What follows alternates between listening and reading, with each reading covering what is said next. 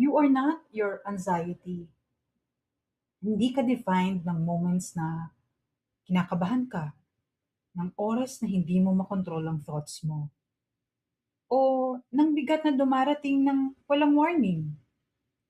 Ang anxiety ay experience, pero hindi siya identity. May mga araw na mabigat, may mga oras na hindi mo ma-explain ang kaba, pero hindi nito binabago kung sino ka. You are still capable. You are still strong.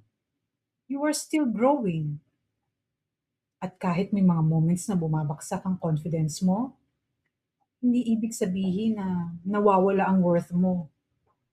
You are not your anxiety.